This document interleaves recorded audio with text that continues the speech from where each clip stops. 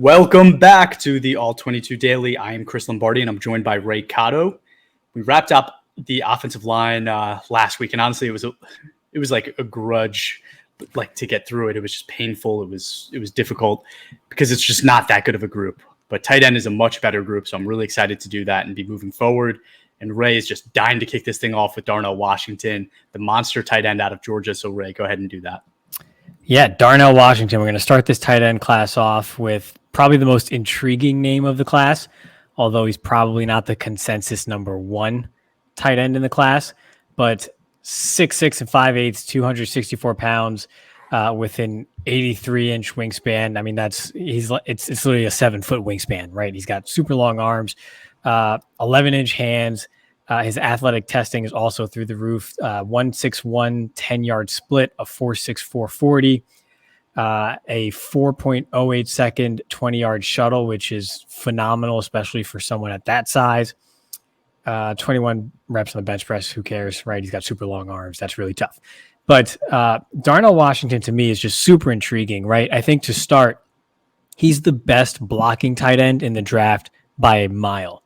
He's physical, he's violent, but the best part about that is he's not just a phone booth blocker in line. You can line up Darnell Washington out in space, and he just hawks down defenders and just plants them into the turf. So if you're running a bubble screen, he doesn't just get in the way of the defender. He blows up the defender and gives the receiver of that pass extra room to work with, since that's usually on the sideline, and the defense can kind of use the sideline as an extra defender there. He just gives you that extra bit of space for the receiver to get yards after the catch. So, and to me, that blocking in space really bodes well for his athleticism overall. So I think in All-22 and in the NFL in general, that blocking ability just offers a fantastic floor for him, if absolutely nothing else. As for receiving potential, Georgia rarely threw him the ball. They have another just superb tight end prospect in Brock Bowers, who will be in next year's class, who's a total stud and got most of the receiving work at tight end. But when Washington was targeted, he showed a very big catch radius, and he can get some yards after the catch. He's not necessarily a sudden route runner that you just line up in line or in the slot and just tell him to go run a 10-yard dig route, and he's going to get separation at the top of the route, and you can just hit him with some good timing. He's more of a downfield sort of build up his speed threat. But again, he tested off the charts athletically, including the 20-yard shuttle. I think his upside is tantalizing, and they probably should have used him even more in the passing game at Georgia, because I think there's just untapped potential. There's nothing in his tape that you watched and said, oh, okay, he can't do this. It's just that there wasn't much of it on tape because he might not have been asked to do something. But everything you see shows just phenomenal physical upside, a huge body, but an athletic specimen at the same time. I think he's got a lot of upside, and he's by far my most intriguing prospect in the tight end class, and probably on the offensive side of the ball as a whole in 2023. It's interesting because there's these prospects, right? Every year there's a few. There's Anthony Richardson, there's Darnell Washington. There's guys like that where they are not the best at their position from a tape perspective. They might not be, the most polished players, but athletically they are just so gifted that it makes them just rise up the rankings. And I think he's that guy. To your point, there's another tight end there. So like when you watch Darnell Washington's film, maybe you don't watch it and go, there's nothing he can't do, but you watch it and you go like, did he show me enough? Right? Did he show me enough of how special he could be? I think about these things and I look at them and I say, is there the potential to be a great player in the NFL? And I think the answer is yes. But when I watched the film, right, there were things that were concerning to me. Like if I didn't know about his combine, I would look at, his performance and say he was slow out of his stance, right? Like when he explodes at the snap, it's a little bit slow. Like he looks like it takes him a long time. And the pass game with him involved was so much dink and dunk, quick stuff. And it kind of like I questioned, does he have the speed on tape to run deep routes, right? At the combine, he proved, yeah, he probably does. It might have been a scheme thing, but on tape, I really didn't see enough of that, right? It was so much dink and dunk. And then just, it's funny, like I have here, he looks a little bit more like a basketball player than a football player, Like when he's running routes, he's just boxing people out, right? Like he's not really getting open. He's not running true routes. He's just getting to a spot. He's boxing somebody out, and he's so much bigger than them that it's going to work, right? And he's going to get the catch. I think from an all-22 perspective, though, right, it's so much more than just your receiving ability. It's how good of a blocker can you be? And I think out of this class, he's probably first or second for me out of the tight end group. So there should be, great scoring there as a run blocker. I don't know if you have his grades in front of you, but I'd be curious to know what his run blocking grades were, just because I think that's an obvious win for him, right? He should be one of the best guys at that. And then just the last thing, right? As a guy that looks like a basketball player in his routes, he's going and boxing people out. His red zone opportunity should be huge, right? Like wherever he goes, target that guy in the red zone. Like it should be just a great opportunity for him to have some success that he didn't necessarily have in college because they had other ways to win, right? And then he goes to the NFL. A team might need that. A team might need that way to win, and I think that should be huge for him. Yeah, the upside is definitely there for that. 81.3 run block rate in 2022, which if you compare it to maybe some other tight ends we'll talk about here a little bit later, that's a big gap between him and the next guy. And then just overall grade wise, he improved every year of his career from 2020 through 2022. So he definitely showed the improvement there as well. And I'll just say, when it comes to Georgia in that scheme, like, yeah, okay, they won the national championship, but let's not sit here and just completely defer ourselves to the offensive staff that chose Jake Fromm over Justin Fields. I'm just throwing it out there. I'm just saying. That's fair. That's a good point. So, yeah, I think we both agree there's a lot of potential with Darnell Washington.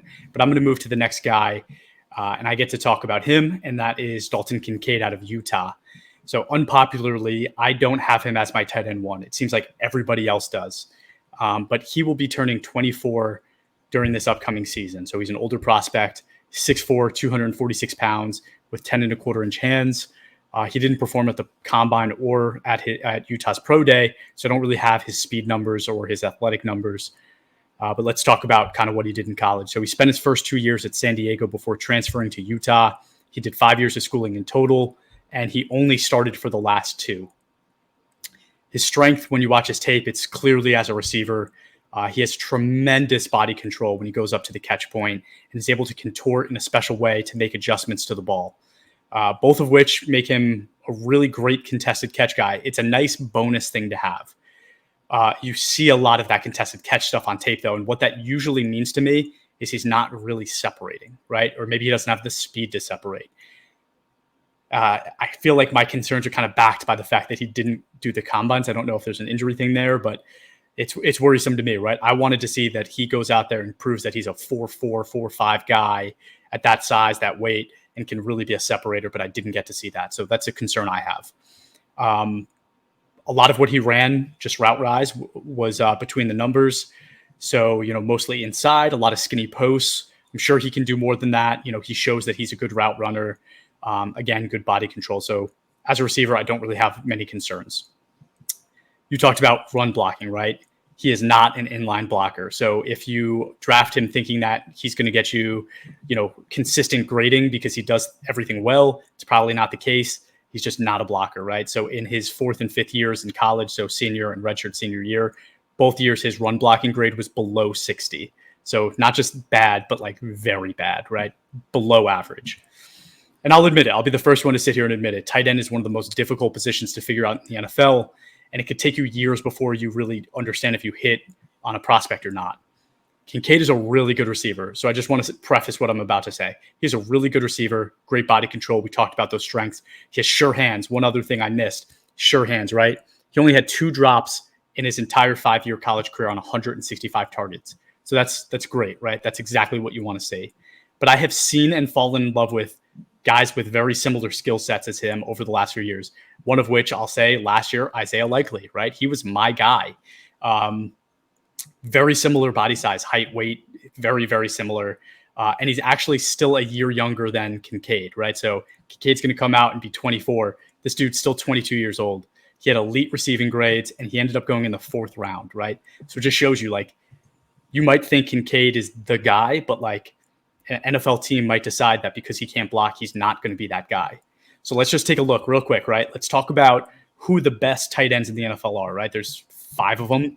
It's Kelsey, who's 6'5", 255. Andrews, 6'5", 256. Waller is 6'6", 238. And then Pitts is 6'6", 245. So all of them are much bigger than Kincaid is, right? An inch and at least 10 pounds, or a few inches and then maybe a little lighter. But the only one with a similar build as him is George Kittle, who's 6'4", 247. So similar size, but when you look at their games, they're very different, right? Kittle was one of the best blocking tight ends coming out of college. Like, he is a committed blocker, and he's also a very angry runner. So all things that like you see in the NFL, why it made him a successful tight end. I don't know if Kincaid has any of those. So I'm just going to say I'm cautiously optimistic. I think he will have a bright future in the NFL as a receiver, but he's going to struggle as a blocker, and it's going to limit the amount of time he gets to see the field. Yeah, I think my biggest concerns with Kincaid are really related to his profile more than anything concerning he showed on tape. Like you mentioned, he's turning 24 this fall, and 6'3", 5'8", and 246 pounds is kind of cookie cutter on the smaller side. Yep. So I'm looking for that one trait that makes me go, okay, yep, this is it right here. This is why he's going to be a top 5 tight end in the NFL. And I don't see it. I don't see it athletically.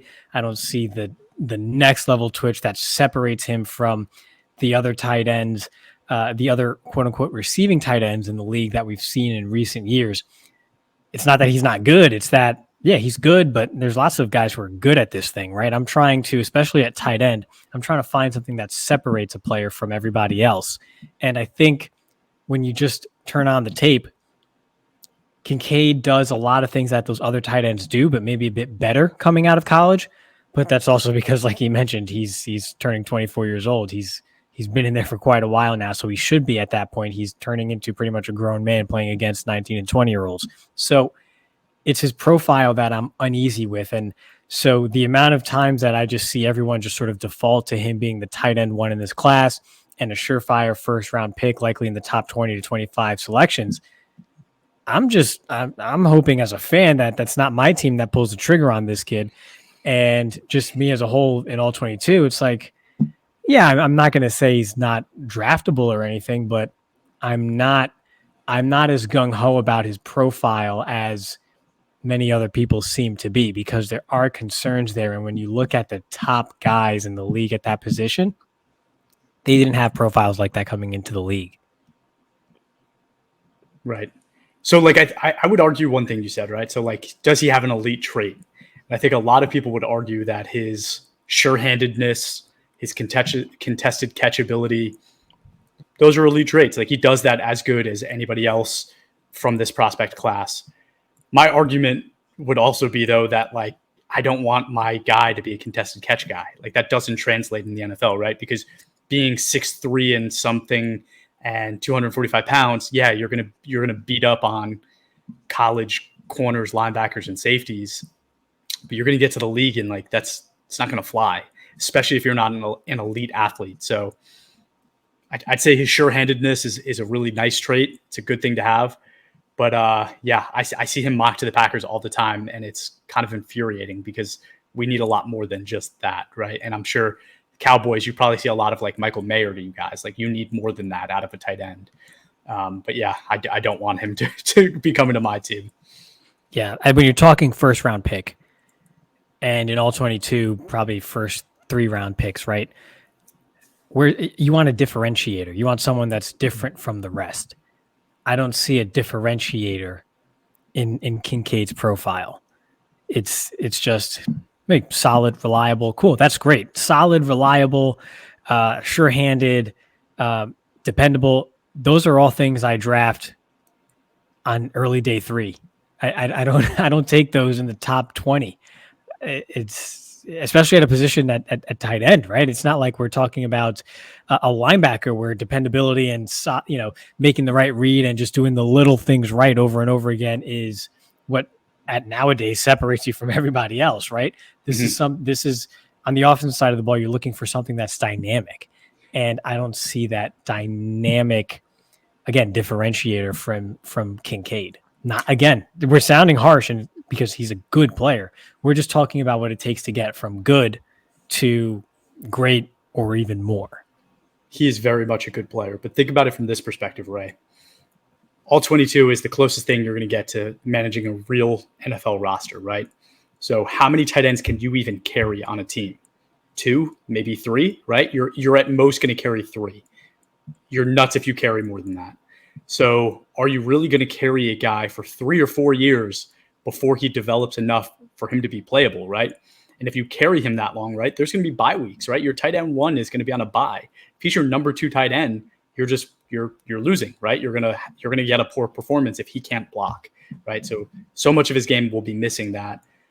It almost makes him unrosterable. I think this is the right word for that. So yeah, like if you even are thinking about taking him in the 3rd, 4th round, change your mindset. Like you have to even think like, am I going to be able to play with this guy? Where's my team? Like, am I trying to win? If I'm trying to win, I can't roster this guy. If I'm okay being a bad team for a few years, great, go for it. Yeah, I think that's a good point you touched on. And actually had it in my Darnell Washington notes is that usual adjustment period for 2 to 3 years that you see from tight ends likely doesn't apply to him because of his blocking ability. This is not I'm a willing blocker, but I need to get used to grown men in the NFL and I need to, learn proper techniques because I'm not going to get away with just being bigger and faster than my opponents. That's not him. He is that guy when it comes to blocking. So he has that floor immediately and he's going to do that well. So I think you kind of touched on that there. The upside of Darnell Washington is that you don't have to most likely live through that adjustment period that you see with almost every tight end that enters the league. Right. And I actually have a similar take on the tight end that we're going to discuss tomorrow, but we'll save it for then. So thank you everyone for tuning in. If you haven't yet, please give us a follow on Twitter, Instagram, Facebook, or TikTok at all22_PFF. Leave us a review wherever you listen to your podcast, YouTube, Apple, Spotify, wherever. And thank you so much for tuning in.